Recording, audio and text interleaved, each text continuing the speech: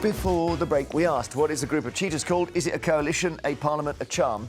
It's a coalition of cheaters.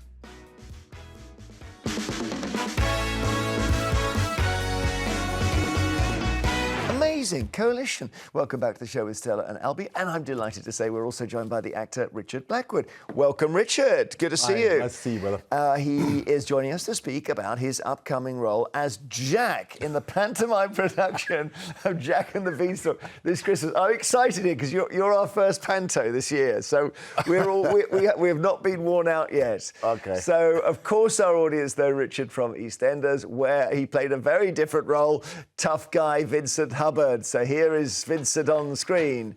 And, he was properly tough, wasn't he? Yeah, he played no games.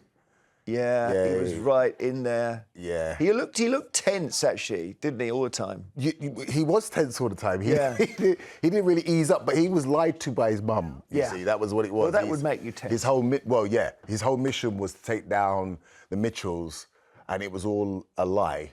Yeah. You know, the whole premise, the foundation of it. So it made it even worse for him because that's when the story really started to unravel and stuff. But it was good times. I had a great time there. I bet it was. And, Jack is different. He's not carrying as much baggage. I don't think people realise, first of all, I think I'm the first black Jack you've seen, right? That's interesting. I hadn't even had that thought. That's good. I like the fact that you kept it very PC. Yeah. And secondly, I am 53. I'm the oldest Jack you've ever... Jack should know better at 53. Technically, Jack, as we know him, is a teenager, right?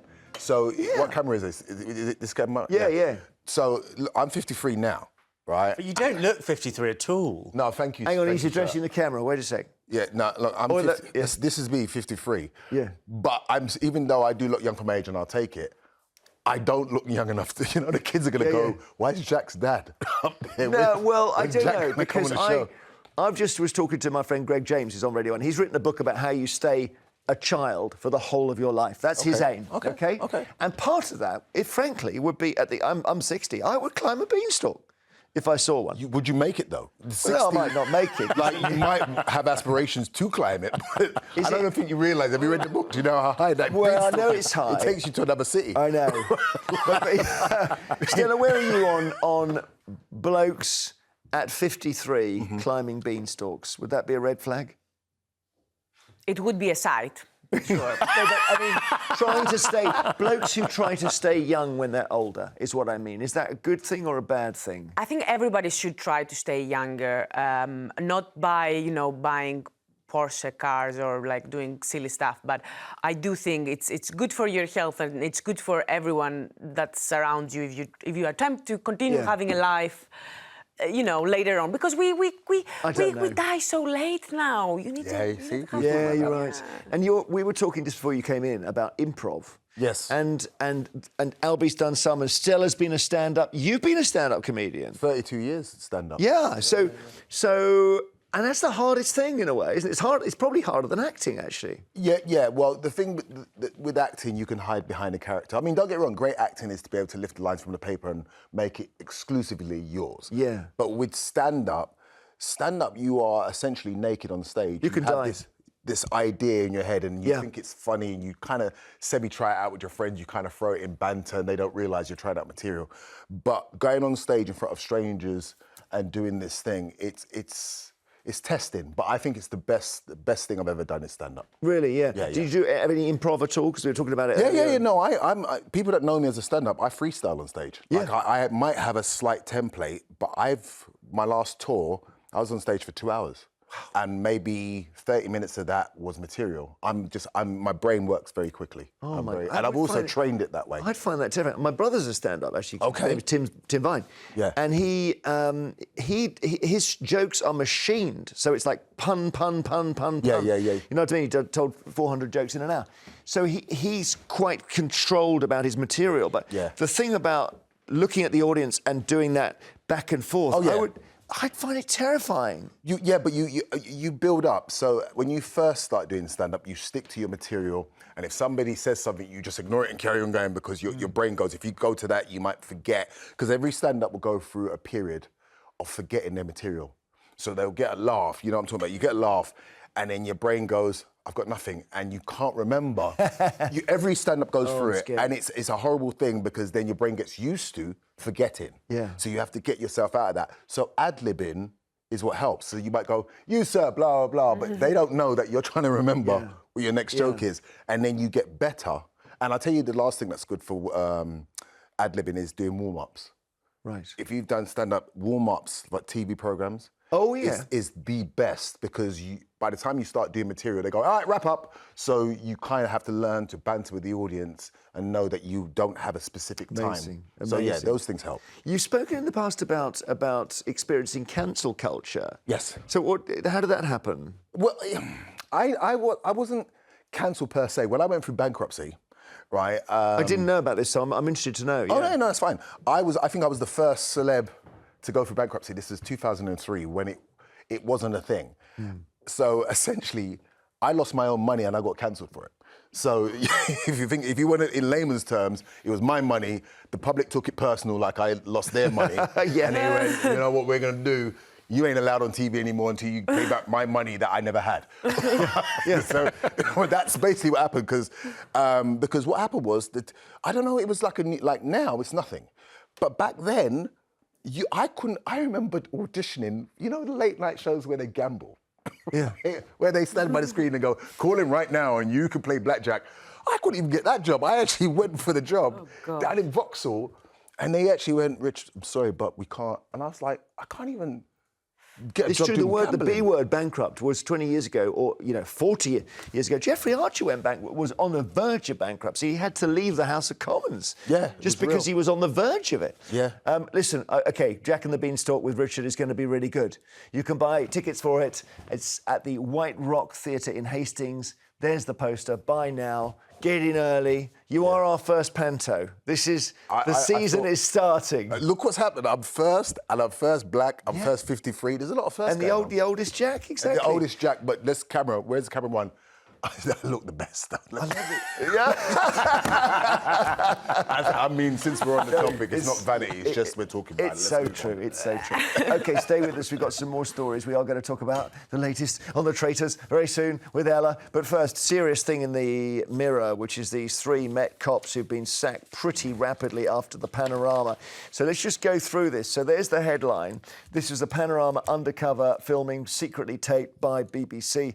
Great bit of journalism. And we've got some clips of the men who've been sacked that were filmed by the undercover journalist Rory Bibb. So first we have Sergeant McIlvenney, who served nearly 20 years in the Met, reacting to a woman coming into the police station dressed in a police costume. A woman's just been brought in, arrested for being drunk and disorderly. She's wearing a fancy dress police uniform.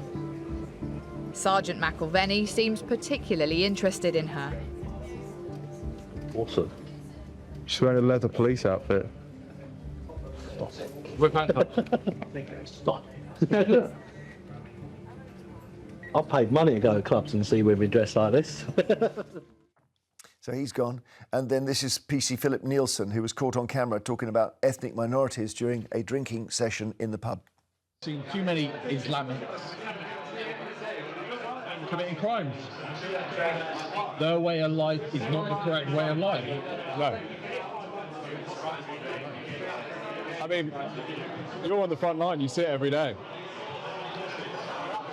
You do find that the ones that are causing the most crime are Muslim. They cause the most crime. Wow. This is PC Martin Borg, who Rory Bibb filmed bragging about using force against detainees. The day before, PC Borg had been involved in restraining a detainee. Open the door, throw him up against the wall, throw him on the floor, cut all his toes off. And he's treating like animals, and we're acting like. Yeah, it's really bad, isn't it? Well, Richard, you say what you think. You know, it's a couple of levels for me because, you know, I truly don't like to use the race card, but people of colour, we've experienced this time and time again. So for us, seeing it in a mainstream kind of forum now, we're basically saying, well, about time you realise what's really going on, because you know, I've been very lucky. I've been stopped by the police many times. I've never had bad experiences like what was described here, but I have friends that have. And I remember I would sometimes explain, because in my stand-up, I'll talk about serious matters and I'll try and put the humour across to make it land.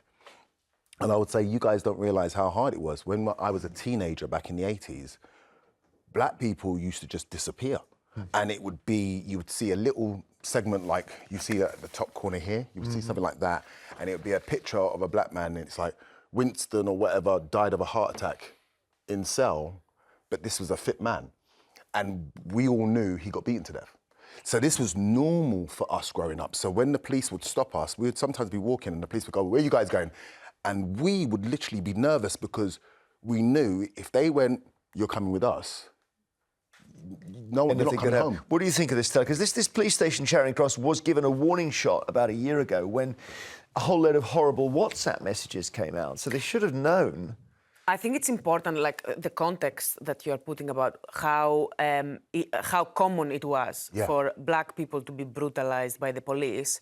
And because some of the clips that we saw right now, I honestly can imagine someone seeing them just like that. For example, the male officer making the comment about the woman and saying, oh, come on, nobody heard this is office banter, he was asked for it. And this is why sometimes I have a problem with WhatsApp groups being leaked and with hidden cameras, because by themselves, some of these things, or someone just saying, or more Muslims commit crimes, like if you are in an area and you have like a percentage where indeed more Muslim people come, like that could be okay. But if you actually read and you see the whole context of this, like there is another comment where it says that, referring to an immigrant who had overstayed his visa, he said, either put a bullet through his head or deport him.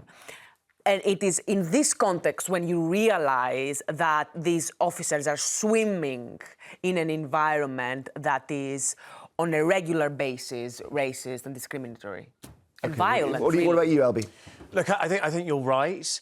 There was also another officer that allegedly described Somalians as scum. I think what I found the most shocking, though, to be honest, even though the words were awful, are the officers gloating about being overly violent towards people. I mean, I remember watching this documentary, and at one point, one of the officers was boasting about snapping someone's tendon. They were boasting about kicking someone's knees in. Just really quite gratuitous violence that people were enjoying and implying that they went into the police to be violent to other people and they enjoyed fighting. That's why they became officers. Wonder whether criminals, if you're in a criminal family, your choice of career is going to be the police. This is a revelation. It may well be. Anyway, there we are, 3 bad officers fired. And we need to get onto the traitors, don't we? And what happened on the traitors last night. So there are some big spoilers coming up. Look away now if you're not up to date and you don't want to be caught up to date, but it is very useful, this. If you're in and out of the traitors, we'll catch you up with Ella's Traitors Top Up.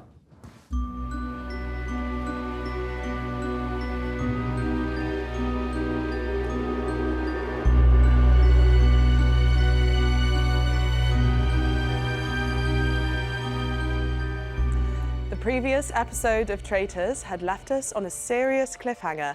After 2 nail-biting tie-breaks in the vote to banish the next player, the decision of who would be eliminated, David or Mark, was left to a game of chance. David and Mark, whoever receives the shield will be protected from tonight's banishing.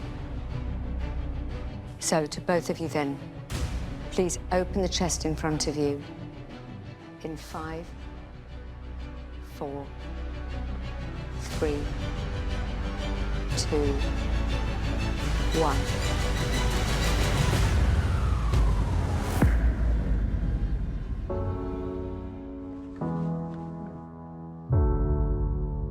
Well done, man.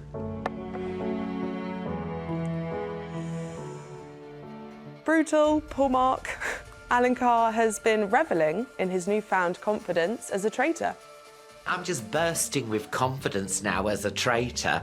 Can you imagine Alan in the first week? I was perspiring, my glasses were steaming up. And look at me last night round the round table. But in discussions at breakfast, a faithful raised their suspicions of him. I adore you, Alan, but I did wake up wondering about you this morning. In what way? I'm afraid I did. Fantasy? You're much cleverer than you ever let on, and I love that about you, but... You're saying I play dumb? You don't play dumb. Who said that? You don't play. And in last night's chess-themed mission, players had the chance to win immunity by answering questions that had already been tackled by the traitors. And needless to say, things got a bit personal. Who is the most two-faced player in the game? Celia is the one who everyone's like, no one really knows where they stand. I'm quite two-faced. You want to admit to it? There was me thinking there'd be tears, fist fights, how dare you insult me. Celia just stepped forward and went, I'm the most two-faced. Jonathan's team. Lovely Celia. Why?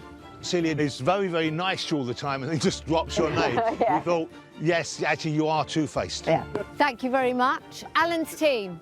She nominated herself. Because, you know, I say people are nice and I don't necessarily believe it. We also had another roller coaster of a round table with one player banished and an even wilder murder twist. But do look away now, because I'm about to reveal who was murdered and who was banished from last night's show. Here we go. There we go. Oh, I saw it and I'm behind, but then I do want I love your catch-ups, Ella, thank you. And there's a connection here, because, Richard, your Eastenders wife, whose character's name is Kim... Tamika. Played by Tamika, she's already gone. Yeah, I saw when you see, that's Mark, you kind of got what you deserved there, because Mark was the one that started to say that, you know, watching you, Tamika, and the way you did X, Y, Z. And I thought, Mark, that's not very nice. So when Mark got kicked out, I thought, hey. But what makes me laugh is the fact that we're at home, we know who the traitors are, and we're watching the faithfuls getting it wrong, but thinking they're so right. One of them said, Mark, I saw the way that you slapped the table, and that's not... Well, look, Ellie, you've seen this headline here. So this is... The Mirror has got... The stat is that this lot, the celebs, are the worst in traitors' history for spotting traitors. They haven't got one yet, have they, Ella? No, and I mean, the producers at this point in the show must have been having a complete meltdown, because they're all still in the game. So it's going to be interesting. It's evident it's Jonathan. Like Jonathan, the way Jonathan goes... Yeah. But that's the big dog. The big dog theory is you would either choose Stephen Fry or you would choose Jonathan. They've now gone for Stephen. It wasn't Stephen. I hope I'm not... Oh, maybe I'm doing a spoiler. I better stop. That was Ella's Traitors Top Up.